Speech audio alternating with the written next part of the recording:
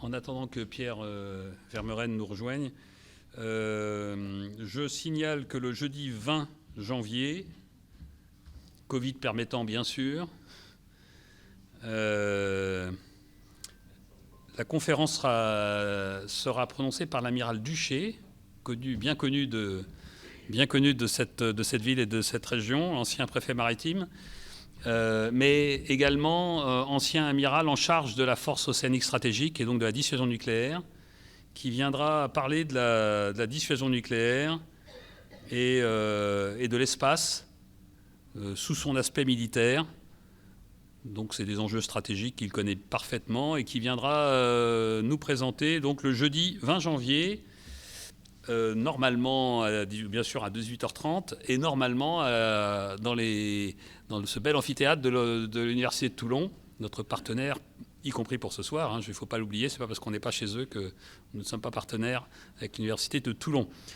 Et j'en profite pour remercier l'hôpital de Sainte-Anne, la CHIA de Sainte-Anne et la Marine nationale de nous aider à remplacer les locaux de l'université qui étaient bloqués pour cause de Covid. Je pense qu'on a tous conscience qu'on a une opportunité exceptionnelle de venir ici, de pouvoir en présentiel faire cette conférence compte tenu des évolutions sanitaires. Donc je vous remercie d'être là. Je vous remercie, et je répète, de bien respecter les gestes barrières de façon à ce que tout se passe pour le mieux et qu'on n'ait pas à regretter d'avoir organisé cette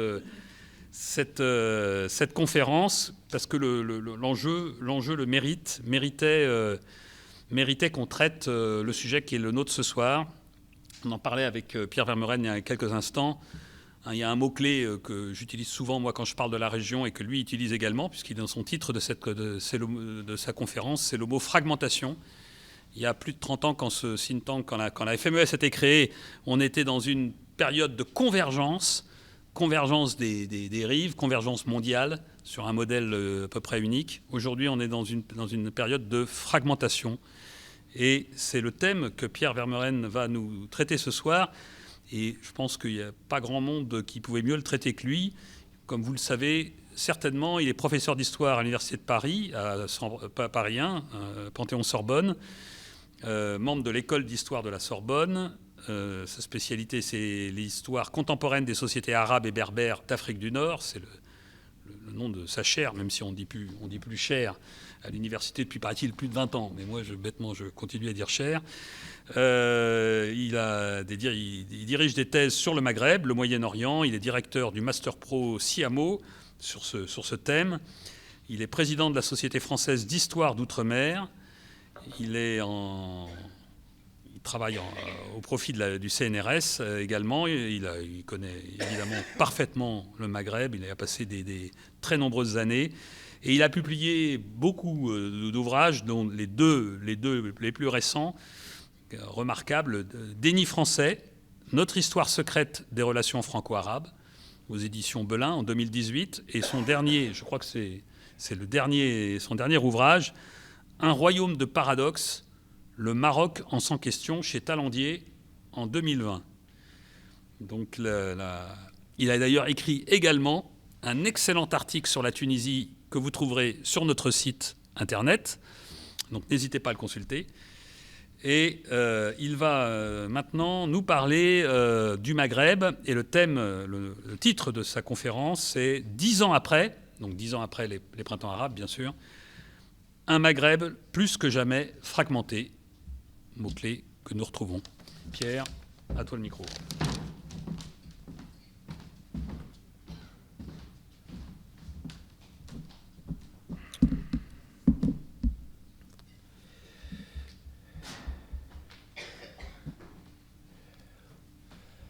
Bonsoir à tous. Quand même enlever mon attribut. Comme vous l'avez vu, je suis un peu grippé, donc rassurez-vous, j'ai été testé il n'y a pas longtemps, mais malgré tout, il n'y a pas que le Covid. Et comme je suis loin de vous, c'est parfait. Est-ce que vous m'entendez bien ? Pas très bien. Alors, je vais peut-être approcher les micros. Ah oui, il faut être un peu plus collé. C'est mieux comme ça ? Bon. Ok, très bien. Alors, faut pas que les micros fassent tomber mon ordinateur, donc on va essayer d'y arriver. Bien. Alors, merci Amiral pour votre accueil et merci à la Fondation, à l'FMES, à Pierre aussi, à l'Amiral qui m'avait invité il y a quelques années, de me donner la parole devant vous. Merci à vous d'être venus, à part les auditeurs qui sont obligés d'être là, mais les autres sont librement présents. Merci de me donner l'occasion de parler du Maghreb parce que, comme on le disait un petit peu tout à l'heure, c'est vrai que le Maghreb, on en parle toujours et uniquement quand ça va mal. Alors, est-ce à dire que ça va mal et c'est pour ça que je vous en parle? Je ne sais pas, vous jugerez vous-même. C'est sûr que ça ne va pas très bien, mais on en parle dans les médias et dans les circuits français nationaux quand ça va très mal. En général. Ou alors, quand un président ou un Premier ministre fait un voyage officiel, alors là, il y a des reportages, il y a quelques journalistes qui se déplacent et puis ils rentrent très vite à Paris et ils oublient ce qu'ils ont vu là-bas. Il faudrait presque organiser des voyages, des pérégrinations, comme je m'y astreins souvent, pour aller se rendre compte de l'état de délabrement des campagnes maghrébines aujourd'hui ou de certaines villes. Parce que quand on va là-bas, on va à Marrakech, on va à Rabat, on va à Tanger, on va à Tunis, on va dans les stations touristiques, on va même à Alger. Et puis voilà, tout va bien. Mais il faut rentrer dans le pays. Hein, et il faut voir l'état de misère et de pauvreté dans lequel vit une grande partie des populations qui sont voisines de l'Europe. Parce que sinon, on a une vision malheureusement fausse de la situation. Donc je ne vais pas parler de ça, mais je voulais commencer en disant que si on ne va jamais voir sur place et si on ne se contente des sites finalement officiels ou consacrés ou réservés au tourisme ou aux hommes d'affaires, eh bien on perd malheureusement de l'acuité sur la réalité de ces sociétés dont je vais vous parler ce soir. Alors, l'actualité était riche cet été, puisque l'actualité maghrébine, telle que retranscrite en France et telle qu'elle a existé dans l'actualité internationale, rappelez-vous la crise algéro-marocaine récemment, avec la rupture des liens entre des relations diplomatiques entre les deux pays. Bon, les frontières étaient déjà fermées depuis presque 30 ans, mais maintenant, il n'y a plus de relations diplomatiques, il n'y a plus d'ambassade. On a parlé aussi du Maghreb cet été, quand il y a eu le coup de force, le 25 juillet, le renvoi du gouvernement et du Parlement par le président tunisien. On parle actuellement du Maghreb parce qu'il y a des difficultés à imposer des élections en Libye. Je dis imposer parce qu'on a l'impression que c'est l'Europe, les organisations internationales qui poussent pour la tenue d'élections, mais elles sont toujours plus ou moins incertaines, et à la fois par leur tenue, mais même qu'est-ce qu'il va y avoir derrière, personne ne le sait. Bon, il faut espérer que ça se passe bien, mais c'est pour le moins complexe. Crise diplomatique, bruit de bottes à la frontière maroco-algérienne, avec quelques victimes d'ailleurs. Bruit de bottes bien sûr en Libye avec des incursions armées étrangères, frontières fermées un peu partout, on ne sait plus si c'est le sécuritaire ou le Covid ou les deux qui président à ces fermetures, et un Maghreb finalement presque en autarcie depuis bientôt 2 ans, avec un effondrement des vols commerciaux, effondrement du tourisme international, y compris à l'intérieur même du Maghreb. Les Algériens et les Libyens ne vont plus passer leurs vacances en Tunisie depuis la crise du Covid. Donc ce n'est pas seulement qu'il n'y a plus de touristes européens ou internationaux, c'est qu'il n'y a plus de touristes du tout. Fuite des élites diplômées vers l'Europe ou vers le Canada, ou envie de fuite. Bon, ça c'est l'actualité. Alors, ça c'est aujourd'hui. Bon, une situation compliquée alors qu'il y a 10 ans, on fêtait en France, en Europe, les printemps arabes, les grands espoirs soulevés à l'époque, notamment en Tunisie, qui a initié ce mouvement, et en Libye, mais dans une certaine mesure aussi au Maroc. Des événements s'étaient déroulés. Et l'expérience du printemps arabe a été différée en Algérie en 2019, 8 ans après, avec ce qu'on a appelé le mouvement du Hirak, lequel mouvement a été enterré à son tour, par le Covid. donc par cette fermeture hermétique du Maghreb dont je viens de vous parler. Alors, est-ce qu'en 10 ans, les maux de la région MAUX ont-ils été réglés ou en partie résorbés? À l'évidence, non. Ou en tout cas trop peu ou assez mal. La seule grande nouveauté, c'est la régression et le discrédit relatif des islamistes, plus ou moins liés à la mouvance Frères musulmans, parce que c'est vrai qu'il y a beaucoup de mouvances islamistes, mais là je parle de ceux qui sont politiques, qui veulent diriger les États, qui sont parvenus à diriger plusieurs États, ou qui sont candidats à la direction des États. Et les politiques, manifestement, dont ils ont bénéficié à la suite du printemps arabe, n'ont pas convaincu les opinions régionales. Et ça a même parfois exaspéré les citoyens, au point que, quand ils ont été démis de leur pouvoir, en Égypte ou en Tunisie récemment, personne, pas beaucoup de monde en tout cas, les a pleurés. C'est-à-dire qu'on savait que les élites et les appareils militaires du Maghreb n'aimaient pas les islamistes, mais on constate aujourd'hui qu'une grande partie des opinions publiques est sur la même ligne. Ça, c'est une nouveauté. Alors, mais bon, sur le plan économique, j'y reviendrai longuement, la situation est très difficile. On était en dessous, ou à la limite de la ligne de flottaison. C'est d'ailleurs pour ça qu'il y avait les printemps arabes, et maintenant on est carrément en dessous. Donc ça ne s'est pas arrangé. Alors par là-dessus vient s'emboîter la crise du Covid-19. C'est important parce que nous, on en a une vision purement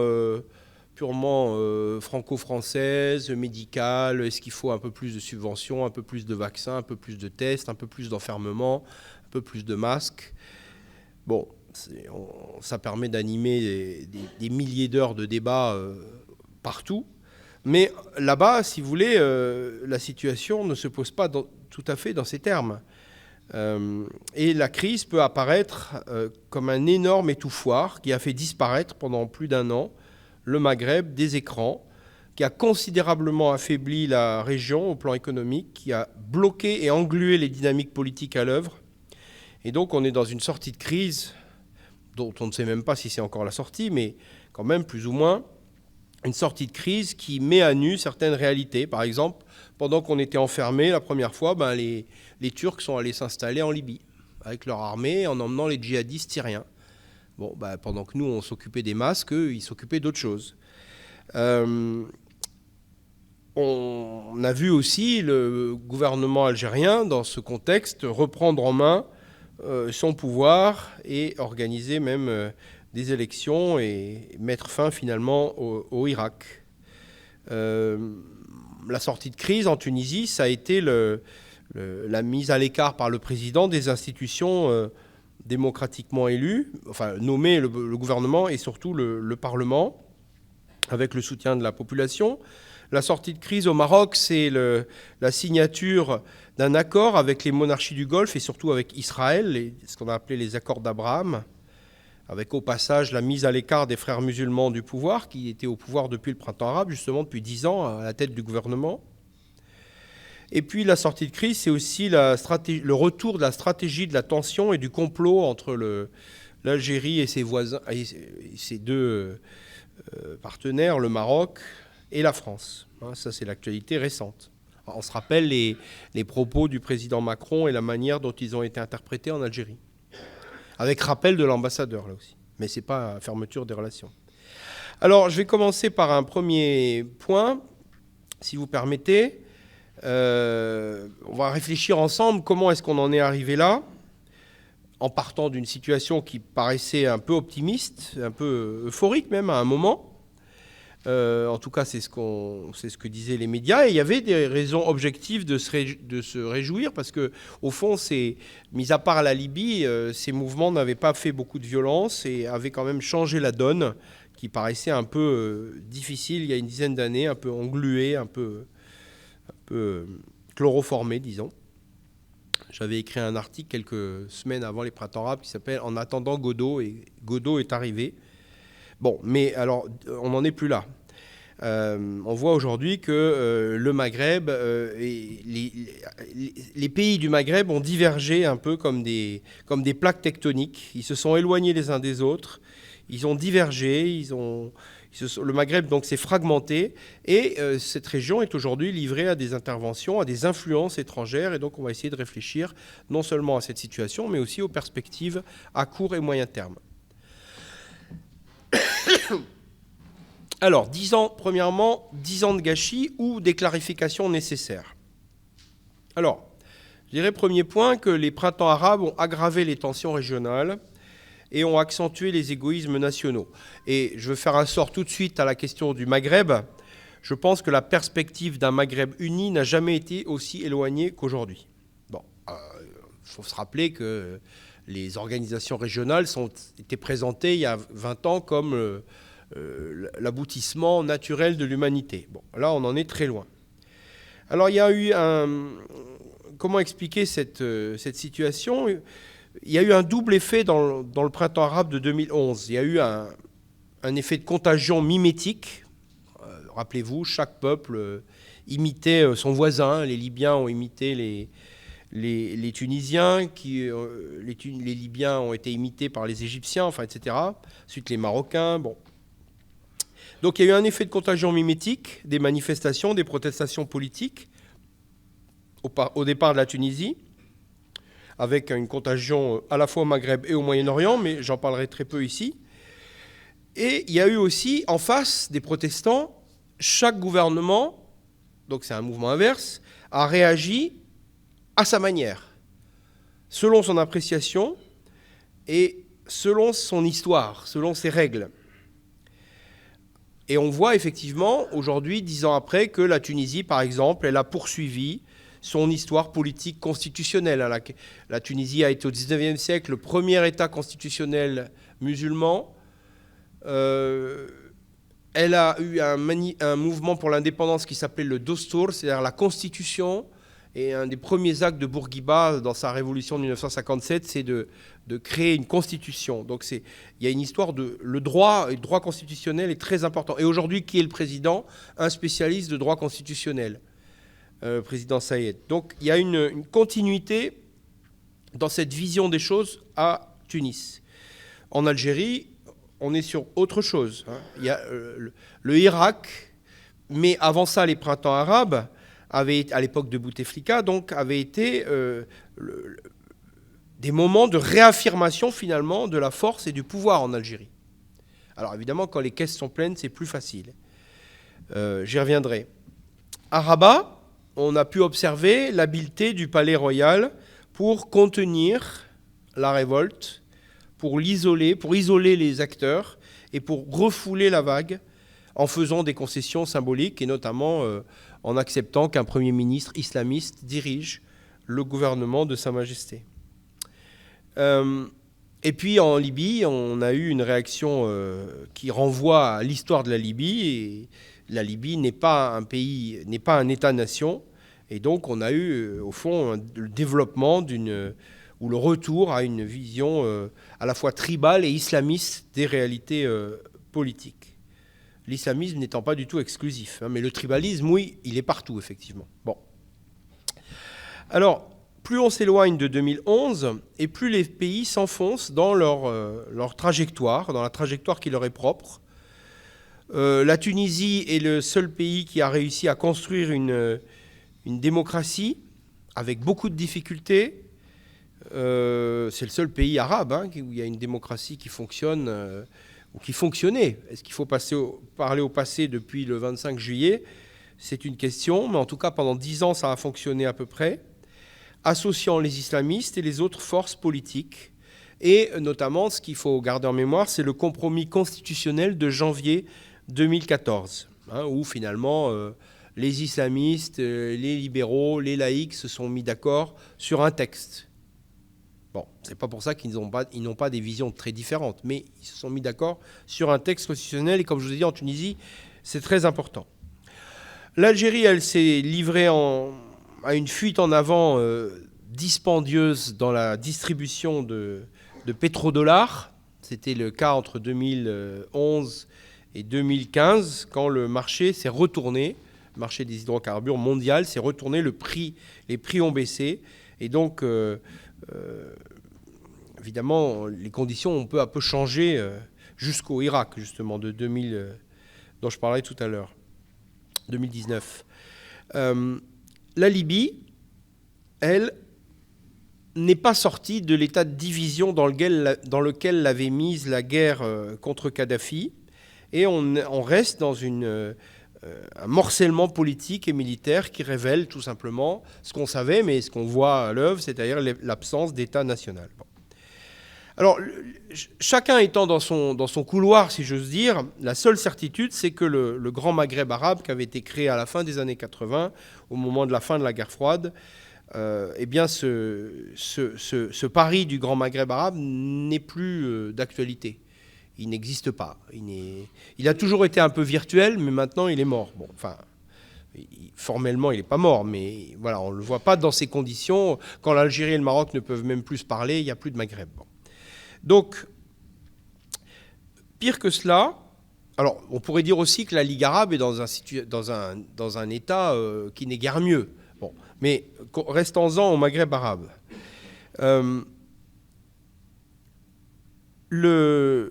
On était dans la virtualité, comme j'ai dit, mais aujourd'hui, c'est même les mots de Maghreb arabe qui sont contestés.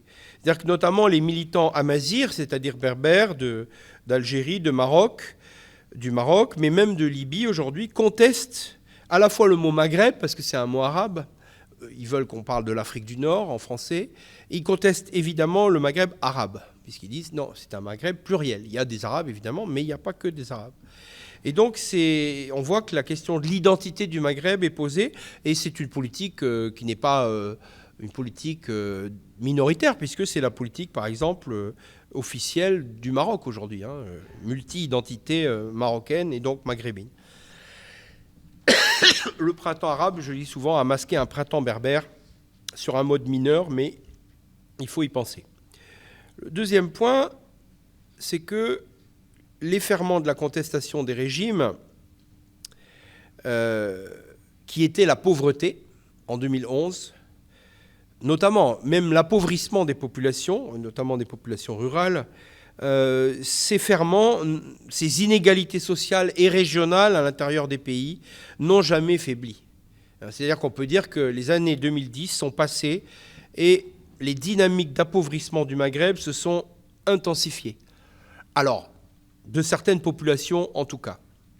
Mais avec le Covid, là, le coup de grâce touche pratiquement tout le monde. Et c'est vrai que quand on regarde, si vous voulez, il y a vraiment une dynamique d'appauvrissement. En Tunisie, les secteurs de l'économie se sont mis à l'arrêt. Il y a d'abord eu des grèves très nombreuses après la Révolution qui ont fait fermer leurs portes à des entreprises. Ensuite, il y a eu le tourisme qui a été violemment frappé suite aux attentats du milieu de la décennie, achevé bien sûr par le Covid. Mais au-delà du tourisme, même l'économie d'extraction a été mise à l'arrêt. Avant le 25 juillet dernier, la Tunisie n'exportait plus de phosphate, n'exportait plus de pétrole, n'exportait plus de gaz, parce que pour des raisons sociales, syndicales, complexes. Bon. Donc c'est un pays pratiquement à l'arrêt. Et du coup, le pouvoir d'achat des Tunisiens, qui avait fait la révolution à cause de ça, a été divisé par deux en 10 ans. Notamment du fait de la déflation, notamment du fait de la déflation et notamment la dévaluation de la monnaie tunisienne, du dinar. Et donc même les fonctionnaires, nominalement, ils ont toujours le même salaire, mais en réalité, leur pouvoir d'achat a été divisé par deux.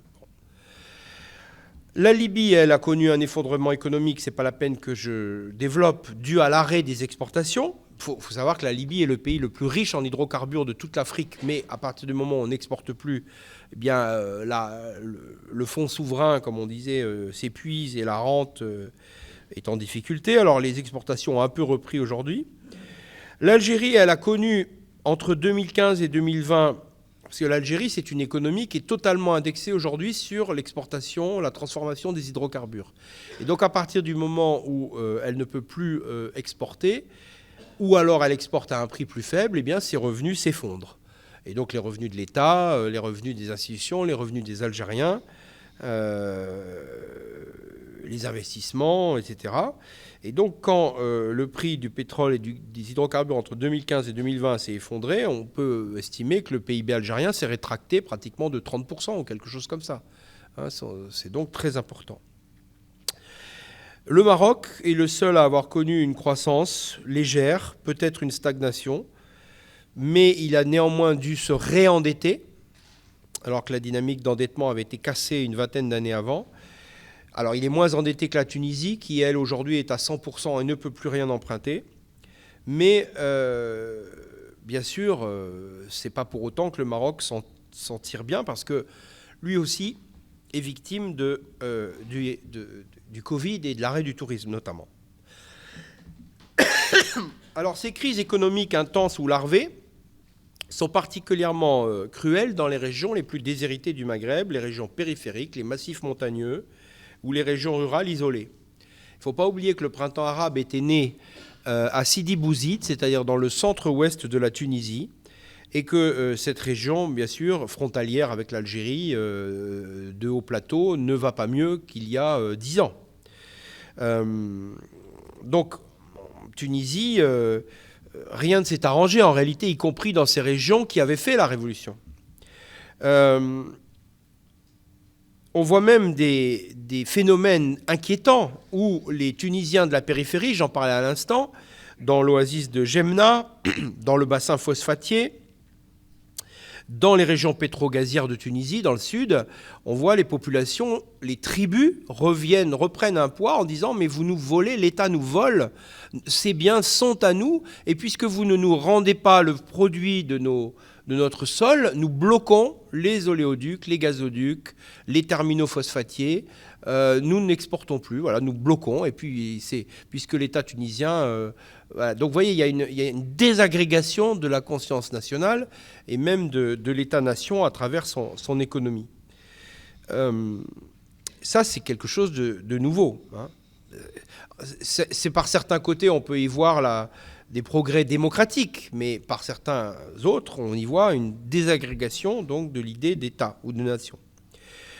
Alors, au Maroc, je reviendrai sur la crise du Hirak, du Rif tout à l'heure, qui a été importante et qui là aussi concerne une grande région, le Rif au nord du Maroc, très déshéritée, et notamment en service public. Et puis en Algérie, il y a eu des manifestations aussi chez les Touaregs, au Sahara en tout cas, au moment où on a parlé du gaz de schiste, mais il y a surtout aussi la Kabylie qui a été en pointe dans le mouvement du Hirak, même si c'est un mouvement national, mais évidemment, plus les régions sont en difficulté économique ou sociale, et plus ces mouvements sont forts. Donc, le grand mouvement du Hirak peut marquer, bien sûr, dans certaines régions d'Algérie, des tensions particulières. Voilà, donc, si vous voulez, c'est sur ces difficultés très difficiles, ces difficultés économiques très profondes, que la crise du Covid s'est abattue, et elle a trouvé des États démunis au sens où ils n'avaient pas du tout les moyens de répondre aux demandes entraînés par la fermeture, par l'effondrement du tourisme, etc. Le troisième point marquant de ces 10 ans, et j'avais commencé à en parler un peu dans l'introduction, c'est, me semble-t-il, le fait que l'islam politique, qui est apparu non plus seulement cette fois comme une force d'opposition, mais comme une force de gouvernement, à travers les mouvements liés aux frères musulmans, en particulier en Libye, au Maroc et en Tunisie, puisqu'en Algérie, ils existent, mais ce n'est pas eux qui tiennent l'État. Mais dans ces trois pays, suite au printemps arabe, ils ont pris une part importante dans la gouvernance des États, en dirigeant le gouvernement tunisien, le gouvernement marocain, et à un moment en étant associés au pouvoir à Tripoli. Alors, les années 2010 donc, ont été les années témoins des expériences de gouvernance par les islamistes, en coalition généralement ou avec d'autres groupes, selon les pays. Alors au Maroc, la cohabitation, je dirais, a lieu avec le palais, donc c'est une cohabitation déséquilibrée en faveur du palais. En Tunisie, elle a eu lieu jusqu'au 25 juillet dernier l'expérience islamiste a duré 10 ans en réalité, selon diverses modalités, j'y reviendrai.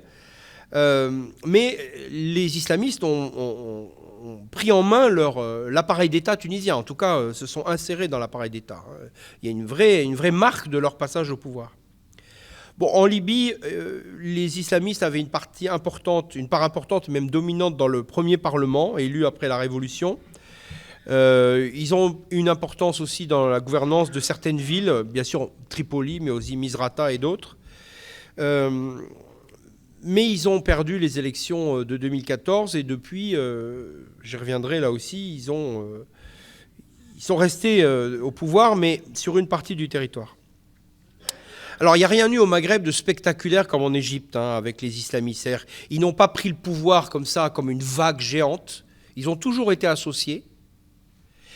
Alors qu'aux élections de 2012 en Égypte, ça a été un raz-de-marée partagé entre les frères musulmans et les salafistes. Et il n'y a pas eu non plus, comme en 2013 en Égypte, un écrasement où ça se termine par des dizaines de milliers de morts dans la rue. Donc on est au Maghreb moins excessif dans la prise du pouvoir et dans la perte du pouvoir, qui ne se passe pas de manière aussi brutale qu'en Égypte. Mais, et voilà, elle n'en a pas moins eu lieu. Alors un mot sur le Maroc. Au Maroc, je dirais, il y a eu une apparence de gouvernement islamiste, puisque le chef du gouvernement était islamiste, avec des ministres importants, comme le ministre de la Justice. Mais les autres fonctions régaliennes, je dirais les plus importantes, l'armée, la police, etc., l'intérieur, sont restées aux mains du palais, de même que l'économie. Et donc, on a eu un système de gouvernance double pendant ces 10 dernières années, entre le palais et les islamistes, mais les islamistes qui avaient les ministères sociaux à problème, et le palais qui avait les ministres régaliens et l'économie. Et les relations extérieures, évidemment. En revanche, les islamistes avaient conquis entre 2011 et 2016 ce qu'on peut qualifier de ministère de la parole, puisque le Premier ministre Ben Kiran s'adressait régulièrement au peuple ou aux journalistes, et il avait réussi de la sorte à ce qu'il y ait une parole publique provocatrice parfois vis-à-vis du palais ou de certains intérêts et de groupes d'intérêts. Et donc il a réussi à améliorer le score des islamistes lors des élections de 2016, mais le palais du coup a exigé son départ. Il y a une crise gouvernementale, c'était au début du Hirak, et de ce fait, un nouveau Premier ministre du parti a été nommé, beaucoup plus terne et en tout cas beaucoup moins bavard, de sorte que la parole du chef du gouvernement s'est affadie, voire a disparu. Et le coup de grâce, c'est de lui avoir fait endosser en décembre 2020 les accords d'Abraham, c'est-à-dire la reconnaissance d'Israël. Et donc, si vous voulez, dans les élections législatives qui ont eu lieu à la suite, ont permis au palais de se débarrasser des islamistes, sans qu'ils s'effondrent électoralement, mais dans une certaine indifférence, parce qu'au fond, ces islamistes au pouvoir, ça ne changeait pas grand-chose, peut-être. Alors, en Tunisie, en revanche, les islamistes ont été beaucoup plus actifs au pouvoir. Ils ont dirigé les gouvernements entre 2011 et 2014. Ils se sont un peu mis en marge ensuite, et ils ont retrouvé un rôle actif, notamment à la tête du Parlement, à partir de 2019. Donc la phase 2011-2014, c'est la phase dure, c'est la phase après avoir été écartés par le régime autoritaire, emprisonnés, pourchassés pendant des décennies. Les islamistes sont arrivés pour prendre en main l'appareil d'État. Ils ont fait rentrer tous leurs amis comme fonctionnaires, avec des reconstitutions de carrière, ce qui a plombé l'État tunisien très lourdement. Et puis ils ont couvert des actions pour le moins violentes, ou en tout cas une prise de pouvoir idéologique sur la société qui a fait beaucoup réagir les Tunisiens, beaucoup débattre, et qui a même fait craindre à un moment un coup d'État une contre-révolution à l'égyptienne. Mais finalement, pour éviter ça, ils ont signé le pacte constitutionnel de 2014, et ils ont donné leur aval, par exemple, à l'égalité homme-femme, ce qui n'était pas acquis, loin s'en faut, au départ. Pour prendre un exemple. Ou à la liberté de conscience. Ce qui fait que c'est le seul pays du Maghreb et du monde arabe où ces principes sont inscrits dans le droit.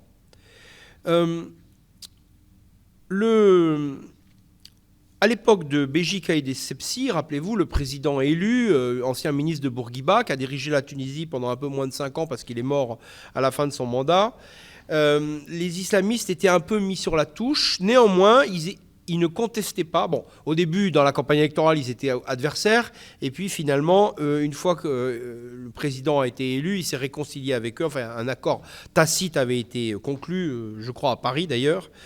Et cet accord a fait que le Béji Caïd Essebsi n'a pas été contesté et les islamistes ont voulu profiter de ces 5 années de répit pour se refaire une santé électorale. Et ils sont arrivés, lors des élections de 2019, à gagner le plus gros groupe, garder le plus gros groupe au Parlement et à diriger cette institution, qui pour elle est l'institution maîtresse dans un régime islamiste ou démocratique selon leur manière.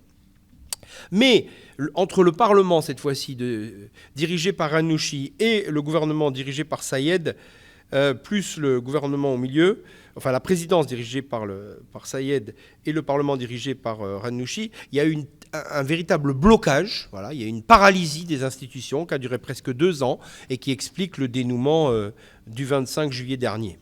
Bon. Donc, les islamistes, durant ces 10 années, ils sont restés au pouvoir, ils ont marqué l'État tunisien de leur empreinte, ils ont perdu des votes au fur et à mesure. Ils avaient commencé assez fort avec 1,5 million de voix, ils ont terminé à 500 000 voix, et avec un pays très hostile, puisque lors du coup d'État, ou de ce qui s'y apparente, en tout cas du coup de force, disons, eh bien, la population a soutenu le président. C'est-à-dire qu'ils ont perdu les espérances qu'ils avaient levées au départ, au moins dans une partie importante des Tunisiens. Et ça, c'est, comme je le disais, c'est un phénomène notable. La Libye, je l'évoque très peu, mais là aussi, en 2014, ils avaient régressé dans les résultats électoraux par rapport à 2011. Et c'est justement parce qu'ils ont perdu le contrôle de l'appareil d'État en Tunisie qu'ils se sont lancés dans une sorte de fuite en avant, une sorte de coup d'État. Et du coup, à partir de là, il y a eu 2 gouvernements en Tunisie, 2 parlements. Et puis il y a même Daesh qui a essayé à un moment de se créer un petit îlot avant d'être expulsé. Et c'est là que les islamistes minoritaires ont fait appel aux Turcs pour essayer de sauver leur affaire. Et les Turcs, d'ailleurs, se sont proposés, comme je le disais, manu militari à l'occasion du Covid. Bon. Alors voilà un peu, si vous voulez, ces 10 ans rapides. Si vous n'êtes pas spécialiste, c'est peut-être un peu difficile à suivre, mais je pense que les idées générales, vous pouvez au moins les conserver à l'esprit. Maintenant, j'aborde mon deuxième point, c'est sur ce fond-là, sur ces évolutions de moyenne durée, au fond, eh bien, se sont produites des crises très importantes, des chocs. Et je pense à 2 chocs en particulier, la guerre en Syrie, qui a été le djihad international et la fuite de djihadistes vers ces régions. Et puis ensuite, la crise moins grave, enfin, certains jugeront que c'est beaucoup plus grave, mais du Covid-19. Alors, donc, les printemps arabes ont déclenché la guerre civile en Syrie. Une révolution qui est devenue une guerre civile, qui est devenue une guerre internationale, et qui est devenu le premier front mondial du djihad. C'est monté en puissance jusqu'à la création de Daesh et à la destruction de Daesh en 2017, qui n'est pas détruit, mais qui n'a plus en tout cas des pouvoirs d'État sur ces territoires. Donc, au début de la guerre en Syrie, si vous voulez... alors, il faut dire que au début, les États ne mesurent pas ce qui va advenir. C'est comme toujours, rappelez-vous que la France soutenait la révolution syrienne sans imaginer qu'on allait déboucher sur Daesh, etc. Bon. Comment ont réagi les gouvernements ? Bien sûr, au fur et à mesure de la décennie, on peut dire qu'il y a eu un raidissement des appareils sécuritaires et étatiques face à une menace de plus en plus perçue des dangers du djihadisme international. Mais ça, c'est une prise de conscience tardive. Quand les Tunisiens se sont rendus compte qu'ils avaient 6000 combattants à peu près sur place et qu'ils étaient le premier groupe de djihadistes en Syrie, ça a été l'alerte rouge. Mais c'était trop tard, ils y étaient. Bon. Alors au début de la guerre en Syrie, qu'est-ce qu'on fait? D'abord, quand je dis la guerre en Syrie, je ne parle pas de la révolution syrienne, je parle de la montée très rapide en puissance du djihadisme entraîné par cette guerre, c'est-à-dire le recrutement de combattants pour le djihad dans l'ensemble des pays de la Méditerranée, au fond, jusqu'au Caucase et même jusqu'à l'Asie. Bon. Mais ce qui nous intéresse, là, c'est le recrutement de combattants maghrébins. Alors, ces combattants maghrébins... D'abord, ils se sont heurtés à une certaine crédulité, voire à une certaine inconscience des États. Au début, ce n'était pas le cas en Algérie. L'expérience de l'Algérie avait vécu le djihad sur son propre sol dans les années 90. Donc, dès qu'ils ont vu cette dynamique se mettre à l'œuvre, immédiatement, ils ont verrouillé la situation. Donc, il y a eu très peu de djihadistes tunisiens parce qu'il y a une anticipation de ce qui allait se passer. Il y a peu d'anticipation en Tunisie, ça c'est sûr. Et même au Maroc, au début, les Libyens, tout le monde se dit un peu au départ, bon, bah, on va se débarrasser des gens, des combattants, on va les envoyer là-bas, puis ils ne reviendront pas, donc on sera débarrassé, etc. Bon, en réalité, c'était bien sûr une politique qui a montré ses limites quand Daesh a émergé. Et puis, il y a aussi eu des groupes, et notamment en Tunisie, où on a organisé le départ des djihadistes. Il y a même une compagnie aérienne qui a été créée et qui a transporté l'essentiel des milliers de djihadistes entre Sfax et Istanbul. Hein. Puis cette compagnie, elle a été créée pour ça et elle a disparu au lendemain de cette affaire. Donc là, il y a vraiment eu il y a des gens qui ont mis de l'argent, qui ont programmé ces départs, etc. Bon. Évidemment, quand il y a eu les attentats en Tunisie et en France à peu près en même temps, les grands attentats de masse entre 2015 et 2016, tout s'est arrêté très vite. Mais là, on avait bien pris conscience qu'il y avait une alerte rouge générale. Donc le résultat, c'est un raidissement des appareils de sécurité. Bon. Mais en même temps, ces appareils de sécurité, ils ont agi d'une manière plus ciblée. Au lendemain des attentats de 2011, ça avait été une catastrophe parce qu'il y avait des rafles géantes qui avaient été organisées. On avait pris n'importe quel type barbu et on avait décrété que c'était un terroriste avec des conséquences redoutables sur les sociétés. Là, il y a eu 20 ans après, 15 ans après, un travail plus sélectif avec des appareils d'État qui ont appris à connaître les djihadistes, à les extraire du militant de l'islam politique et à le différencier aussi du manifestant qui manifeste pour le Irak ou pour je ne sais quel mouvement. Donc il y a eu, de la part notamment en Algérie et au Maroc, un travail plus ciblé, plus professionnel qui a été conduit. Ça ne veut pas dire que ça se passe dans la douceur, mais ça veut dire que ça se passe sur les personnes qui doivent être ou qui sont pourchassées ou poursuivies. Bon. Et puis, bien sûr, il y a aussi le spectre syrien, mais il y a aussi le spectre libyen, parce que vous savez que beaucoup de djihadistes ont fait leurs armes en Syrie ou sont revenus en Syrie. Depuis la Syrie, ils peuvent circuler avec le Sahel, etc. Et donc là, il y a eu un travail à mener, notamment par l'Algérie, pour essayer d'empêcher une extension du djihad en Syrie. L'Égypte aussi a fait la même chose. Et de la même manière, l'Algérie et ses voisins ont contrôlé la route du Sahel, ont expulsé Daesh de Libye, etc. Et donc une coopération internationale, certes limitée, mais a existé d'une certaine manière. Bon. Alors ça, c'est un gros choc, vraiment une crise internationale avec des conséquences pratiques, mais qui n'est pas terminée parce que, bon, certes, les islamistes ont laissé aux djihadistes tunisiens, par exemple, le droit de rentrer chez eux. Mais c'est des gens qui sont formés, qui savent faire la guerre, qui ont une idéologie puissante et qui se peuvent... bon. Donc, c'est pas quelque chose qui est mort. Hein. Par là-dessus viennent se greffer des chocs politiques. Il y a eu deux grandes crises politiques qui ont éclaté indépendamment des printemps arabes, dans la tradition et dans la ligne droite des printemps arabes. Le premier, c'est le Irak, du Rif, au Maroc, en 2016-2018, que la monarchie a eu beaucoup de mal à endiguer, puisque ça a pris du temps, vous voyez, c'est une contestation collective, je ne vais pas rentrer dans les détails, mais une contestation collective et régionale face notamment à la carence des infrastructures d'État, sanitaires, routes, transports, hôpitaux, services publics de toutes sortes, et face à la corruption des élites locales qui était chargé de construire ces infrastructures et qui se mettait l'argent dans la poche, pour le dire simplement. Et ça a entraîné l'intervention du roi, la punition de ces hauts fonctionnaires, le discrédit d'un parti politique. Et là aussi, il y a eu un travail de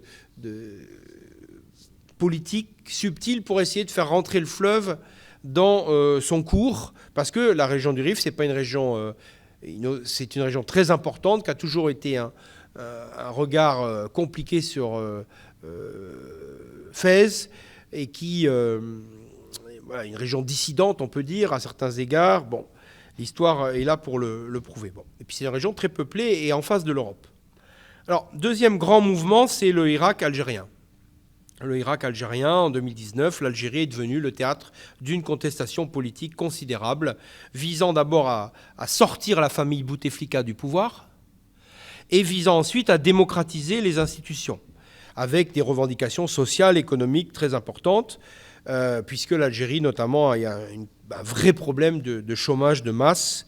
Et, comme je vous le disais tout à l'heure, on était sur le flanc descendant du prix des hydrocarbures, avec une réduction de toutes les subventions, de tout ce que l'État avait pu offrir quand il était très riche entre 2000 et 2015. Bon. En tout cas, dans les deux cas, là aussi, comme je le disais, les pouvoirs ont su à peu près maîtriser, ont su temporiser. Si vous voulez, ils ont bien vu que la réaction à la Ben Ali ou a fortiori à la manière de Assad en Syrie, on ne pouvait plus faire ça. Quand il y avait une émeute au Maghreb dans les années 80 ou 2000, on envoyait la troupe, on tuait 200 ou 500 ou 1000 personnes et puis ça s'était terminé. Ça n'est plus possible de faire ça aujourd'hui. D'abord parce qu'il y a la télévision, parce qu'il y a les réseaux sociaux, parce que tout se sait, parce que l'Occident ne le veut plus, ne l'accepte plus, on n'est plus à la période de la guerre froide, les choses ont évolué. Bon, à Paris aussi, après tout, on envoyait la troupe, on fusillait, et ça, on ne peut plus le faire non plus. Bon, donc il y a des choses qui peuvent se faire à certaines personnes, à certaines époques, et qui deviennent impossibles. Donc après, il faut faire du traitement ciblé, il faut faire de la politique, il faut faire de la répression brutale, mais qui ne se voit pas. Bon, ce qu'il faut, une technicisation de la répression qui a réussi à... Bon. Mais le Covid a permis, notamment face au Irak algérien, a permis comme je le disais, d'étouffer les contestations politiques, au demeurant partout. Alors, sauf en Libye, je pense qu'ils n'ont pas... Je ne sais même pas s'ils ont su qu'il y avait le Covid. Ils ont d'autres chats à fouetter. Mais enfin, dans les autres pays, le Covid a été comment dirais-je, une manière de... Voilà, chaque pays s'est replié sur lui-même avec des frontières fermées, avec des aéroports fermés. Les pays sont devenus des îles. Ils ont fermé leurs frontières intérieures. On ne pouvait plus aller de Tunisie en Algérie, etc., etc. Donc, chaque pays est devenu un isolat et a vu ses ressources fortement baisser. Hein. Alors, bien sûr, dans ce contexte-là, le Irak algérien a pris fin. Quand vous n'avez plus le droit d'aller dans la rue, c'est fini, il n'y a plus de manifestations politiques. Bon, alors, il y a toujours les réseaux sociaux, mais enfin, les réseaux sociaux, ce n'est pas tout à fait la même chose. Le Maroc a été plutôt le bon élève du Covid, notamment aux yeux de l'Europe, parce qu'il a montré une appétence à faire des masques. Rappelez-vous, au moment où la France n'en avait pas, il a pris des décisions radicales, immédiates. Je pense que c'est lié à la santé fragile du roi, notamment qui ne voulait pas du tout contracter ce virus. Et puis, il a aussi cherché des vaccins. Il a été... avant les autres pays, il était déjà en négociation avec la Chine, la Russie. Bon, il a vacciné de manière... Bon. Mais chaque pays à peu près s'est débrouillé et le Covid n'a pas fait beaucoup de morts relativement à la France ou à l'Europe. Vous voyez, il y a eu... Comme les pays étaient enfermés et coupés du monde, le virus a pénétré. Alors, il a pénétré en Tunisie en juin l'année dernière quand les immigrés sont rentrés de France. Bon, voilà. Mais à part ça... il n'y a pas eu de flambée, mais il y a eu en revanche un édredon. Voilà, un édredon où les gens ont été enfermés. Un édredon qui a entraîné une réduction des ressources, mais les États n'avaient aucune subvention, n'avaient pas 1 euro à offrir à leur population. Alors 1 euro aussi, mais pas 3. Voyez. Donc il n'y a pas eu de subvention, ou des subventions dérisoires, et ce qui fait que l'effondrement de secteurs économiques comme le tourisme au Maroc, qui emploie 1 personne sur 4, ou en Tunisie, il emploie 1 personne sur 3, la disparition de ces activités a plongé les familles dans la misère, et seule la solidarité intrafamiliale a permis de pallier cela. Ou alors la contrebande, ou des trafics de toutes sortes. D'où à la fois des États qui acceptent la contrebande, qui acceptent le marché noir. Une grande partie... Enfin, le secret du Maghreb serait du fait, quand on regarde le PIB du Maghreb, c'est 350 milliards, on se dit, il meurt de faim. En réalité, il est possible que le PIB soit le double parce que l'économie noire ou illégale soit très importante. Mais en même temps, des appareils d'État qui à la fois tolèrent ou font semblant de ne pas voir certains trafics, notamment les trafics d'essence entre l'Algérie et ses voisins, entre la Libye et ses voisins, mais en même temps, une répression judiciaire extrême. Hein. En Tunisie, l'année dernière, pour une barrette de hashish, un type a pris 20 ans de tôle, et 2 jeunes, pour avoir volé une boîte de thon dans un supermarché, ont pris 1 an de prison. Donc vous avez, et ça c'est un exemple, je pourrais en prendre 50 autres, hein, et au Maroc, en Algérie, vous avez une répression judiciaire extrêmement forte et dissuasive pour éviter des manifestations non voulues, disons. Parce que cela s'explique en partie parce que cette crise a entraîné donc une baisse, disons, pour ne pas dire un effondrement, mais une chute de la production. Alors nous, en Europe, la chute de la production, elle a été compensée intégralement par des emprunts. Mais le Maroc et la Tunisie ne peuvent pas emprunter. Et l'Algérie refuse de le faire parce qu'elle a réussi à se désendetter. Donc, sans ressources extérieures, quand le PIB chute de 10%, les revenus chutent de 10% pour toute la population. Et selon, bien sûr, des variables aléatoires, selon que vous êtes en haut ou en bas de l'échelle. Bon. Donc, ou selon que vous êtes dans telle ou telle région. Donc, le seul moyen de... alors, que faire quand on gouverne des pays qui sont touchés par des baisses de PIB qui ont été entre 6 et 10%, sans aucun argent à donner? Bah, vous faites quoi? Vous avez quelques armes à votre disposition. Vous avez la soupape migratoire. De temps en temps, vous ouvrez à quelques milliers de types pour partir en Europe. Vous avez le contrôle policier ou judiciaire dont je parlais. Vous fermez les yeux sur l'économie de contrebande qui a flambé, par exemple, dans le sud de la Tunisie, avec la bénédiction des islamistes qui sont contre l'État et donc qui y voient au contraire une dynamique positive pour les populations. Voilà, donc est-ce que maintenant, en 2021, la croissance va rebondir, à part en Algérie, qui est tirée par la hausse revenu du prix des hydrocarbures? Ailleurs, ça ne va pas vraiment repartir, et donc le Maghreb est à l'os du point de vue économique. Alors, une autre des conséquences, évidemment, c'est... bon, enfin, ça, je le dirai plus tard. Troisième point, les perspectives aléatoires de sortie de crise, parce qu'on ne peut pas être dans une crise permanente qui s'aggrave. Hein. Il y a un moment, il faut penser à la manière, et je terminerai par là, bien sûr. Donc, j'ai intitulé cela « Des perspectives aléatoires largement liées à la situation régionale et aux stratégies économiques de sortie de crise ». Alors, on est clairement dans des impasses. Parce que ce que je vous ai décrit, ce n'est pas dramatique, mais ce n'est pas euphorisant non plus. Hein. C'est plutôt des situations difficiles, des impasses, des tensions politiques qui ne sont pas réglées en Libye, qui ne sont pas réglées en Algérie, même si c'est très différent, qui ne sont pas réglées en Tunisie, puisqu'on ne sait même pas s'il va y avoir des élections législatives, au Maroc, qui sont en partie réglées, même si ce n'est pas de la manière dont on croit. On dit ça y est, l'islamisme au Maroc, ça a disparu. Non, les choses ne sont pas si simples. L'islamisme... puisqu'on parle de lui, il n'a disparu nulle part. Bon, il est affaibli, ça c'est sûr, mais il n'a pas disparu. Bon. Et de quel islamisme on parle par ailleurs? Bon.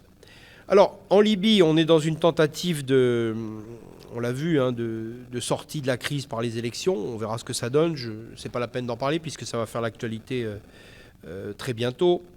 En Algérie, on peut dire qu'il y a une sorte de congélation. Oui, on a un vieux président qui a été élu par une petite partie de la population. Le pays est à peu près stable, les hydrocarbures recommencent. Mais on voit bien que les bisbilles et les tensions extrêmes avec le Maroc et la France prouvent que la situation n'est pas sereine. En Tunisie, on est dans une fuite en avant d'un président qui n'a pas vraiment... Enfin, je veux dire, c'est pas Bonaparte, c'est pas De Gaulle et c'est pas Bourguiba, le président actuel. Sinon, il aurait tapé sur la table, il aurait créé un nouveau régime. Non. Donc, c'est un président qui c'est un juriste constitutionnel, donc il ne veut pas tout à fait sortir du droit constitutionnel. Et il est au bord de la banqueroute. Enfin, c'est pas lui, c'est son pays, donc il ne peut pas faire n'importe quoi. Il n'a pas beaucoup de marge de manœuvre. Les Tunisiens ont des exigences démocratiques, et je pense que si on leur disait demain, bah, ça y est, maintenant vous vous taisez, il n'y a plus de presse, je pense que ça se terminerait très mal pour lui. Donc il est sur une ligne de crête, et il va certainement, comme il doit recourir à des financements internationaux pour éviter la banqueroute, il va certainement devoir, en échange, procéder à des élections législatives. Et si ces élections législatives ont lieu, c'est pas lui, il n'a pas de parti, c'est pas lui qui va les gagner. Donc il y aura certainement le retour des nationalistes. Bon. Au Maroc, le roi est bien en place. Après plus de 20 ans de règne, c'est difficile d'en douter, mais il y a quand même des inconnus, lié d'abord à sa santé, puisqu'une monarchie, ça repose sur une personne, et donc la succession, maintenant, il a un fils. Lié aussi aux islamistes, qui pour l'instant ne disent pas grand-chose, mais ils se sont un peu enrichis, ils ont eu des compensations symboliques, matérielles, mais est-ce qu'ils vont... Ben Kiran a repris le parti politique, est-ce qu'ils vont se contenter de regarder la télévision? L'histoire le dira. Et puis, il y a bien sûr aussi la réaction de la population, 40 millions de Marocains bientôt, qui est une population nombreuse, appauvrie, comme je l'ai dit, et qui doit se nourrir tous les matins. Et donc, on comprend que le palais négocie des accords avec tous les pays, même avec Israël, parce qu'il a besoin de ressources, pas dans 10 ans, mais tout de suite, et le lendemain matin, pour nourrir ses habitants. Alors,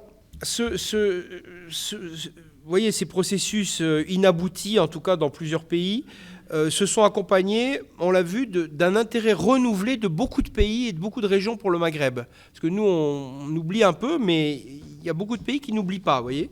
Et à certains égards, il y a des pays qui regardent le Maghreb comme une proie, en fait. Une proie, parce que c'est un pays une région francophone, divisée, qui n'est pas unie, qui est soumise à des vents contraires. C'est un pays arabe, mais aussi dont le nationalisme arabe est fragilisé, je l'ai dit. Il y a des tensions intérieures, il y a des fragilités économiques, il y a des richesses à prendre, notamment pétro-gazières. Ça intéresse les Chinois, ça intéresse les Turcs. Les Turcs sont très actifs, hein. Pas seulement parce qu'ils ont envoyé des soldats et des mercenaires en Libye, mais ils sont très actifs en Tunisie, à l'époque des islamistes. Ils sont très actifs en Algérie aussi. Ils ont refait toutes les mosquées ottomanes d'Algérie. Est-ce que c'est par seul amour de l'art? J'en doute. Parmi d'autres interventions, évidemment. Bon, les monarchies du Golfe sont très actives, alors toujours à leur bataille, hein, avec d'un côté Haftar en Libye, qui est soutenu par l'Égypte, et derrière elle par les Émirats arabes unis, qui sont très actifs, qui s'intéressent aussi à la Tunisie depuis que le président actuel a pris le pouvoir. À l'époque des islamistes, c'était plutôt le Qatar qui était sur la ligne de front. Donc les monarchies du Golfe, les Turcs, la Chine, très présente en Algérie, hein, c'est devenu le premier partenaire de l'Algérie, c'est la Chine, c'est plus la France. Bon, la France et l'Union européenne qui sont un peu partout. Les États-Unis, dont on dit qu'ils ne s'intéressent plus à la région, ils s'intéressent quand même beaucoup à la Libye, apparemment. Les Russes aussi, qui ont des hommes, des mercenaires, notamment dans l'Est, et dont on dit qu'ils cherchent une deuxième base en Méditerranée.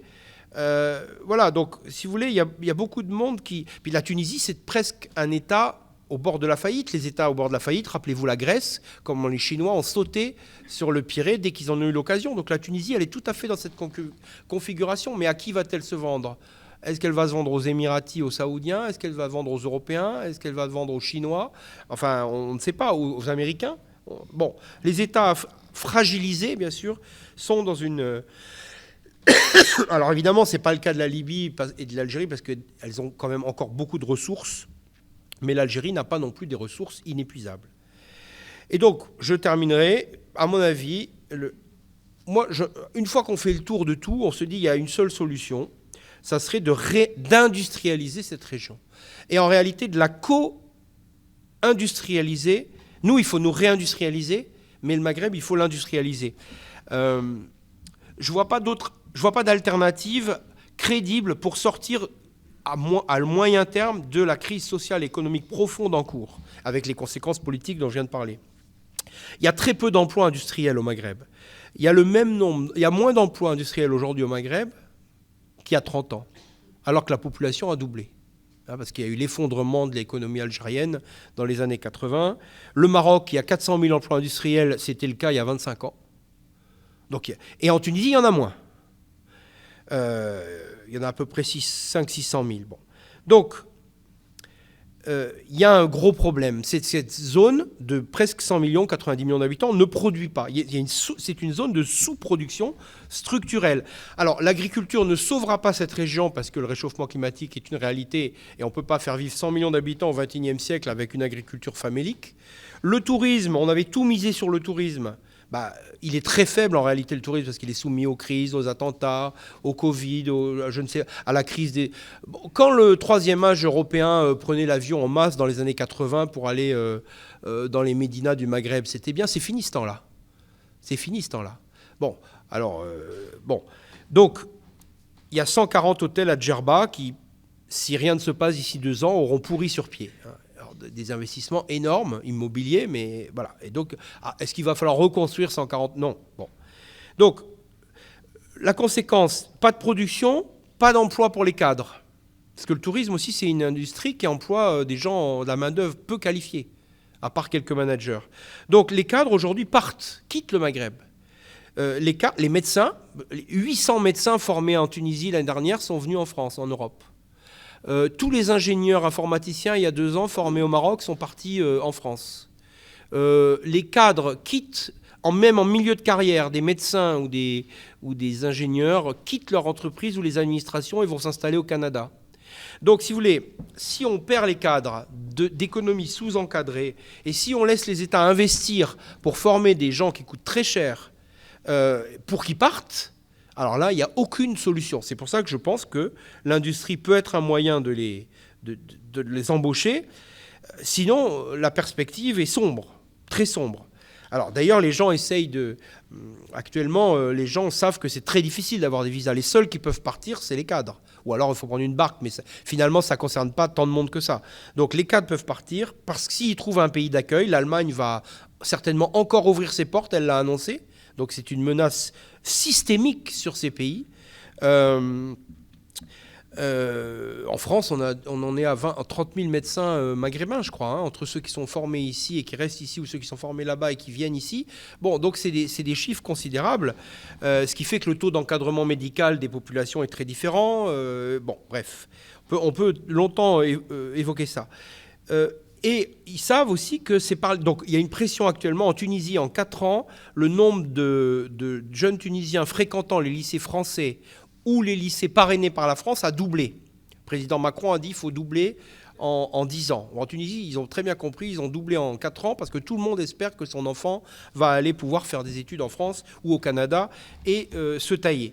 Donc, pour lutter contre ça, à mon avis, la réindustrialisation concertée, régionale, concertée avec l'Union européenne, notamment avec l'Europe du Sud. Après tout, le Maghreb peut devenir ce que l'Europe de l'Est a été à l'Allemagne, puisque l'Europe de l'Est est une région déclinante, vieillissante. On sait aujourd'hui qu'on a vécu sur un mythe. 40% des emplois industriels du monde aujourd'hui sont en Chine. En 40 ans, l'Occident a perdu des dizaines de millions d'emplois qui sont partis en Chine. On pensait qu'ils partaient un peu partout. Ce que je viens de vous dire sur les emplois industriels au Maghreb prouve qu'ils ne sont pas partis au Maghreb, en tout cas. Donc, ils sont partis en Chine. Et il faut en faire revenir dans les secteurs stratégiques. Et quand nous, on a signé des accords avec la Chine pour l'entrée de la Chine dans l'OMC, avant ça, les accords multifibres, on s'est dit, on va perdre le textile, on s'en fiche. Mais la conséquence, c'est qu'on a fait effondrer le textile au Maroc, par exemple. Puisque le Maroc est en libre-échange avec nous sur ces domaines-là, la France ou l'Europe signe un accord avec la Chine et l'industrie du textile s'effondre au Maroc. C'est pour ça qu'il y a toujours le même nombre d'emplois industriels, parce qu'ils en ont créé de nouveaux, mais ils ont perdu les anciens. Et la Tunisie, évidemment, est dans la même logique. Et l'Algérie qui a une industrie, sa seule industrie, c'est le pétrole, les hydrocarbures. Là aussi, il lui manque clairement une diversification. Vous me direz, ils n'ont qu'à être fonctionnaires. Oui, mais vous savez, la Tunisie est déjà le premier pays de fonctionnaires au monde. Et l'Algérie doit la suivre peut-être numéro 2 ou 3, je ne sais pas. Mais en tout cas, tout le monde ne peut pas être fonctionnaire, tout le monde ne peut pas être militaire. Et donc, comme le paysan maghrébin dans son âne avec son carré de blé, ça c'est le 19e siècle, c'est fini ce temps-là. Les 3 dates sous l'oasis, c'est fini. Donc, conclusion, je milite et je plaide pour une stratégie européenne ou sud-européenne nécessaire avec ces pays. ça me paraît fondamental. Ou alors, sinon, on enferme tout, et puis on attend que les mafias prennent le pouvoir et s'occupent de l'économie, et aux portes de l'Europe se débrouillent pour faire entrer en Europe tout ce qui ne peut pas y rentrer légalement. Oui, il y a une base migratoire sans fin en Afrique. On peut envisager ça. Il y a déjà les mafias d'Amérique latine, de la cocaïne, qui sont déjà très implantées en Méditerranée. Ou alors, on laisse cette région basculer dans des zones d'influence étrangères. Comme je le disais tout à l'heure, les puissances du Moyen-Orient ou la Chine peuvent très bien y investir massivement. Voilà. Donc, réflexion faite, qu'on me propose quelque chose d'autre. Mais voilà, je vous remercie.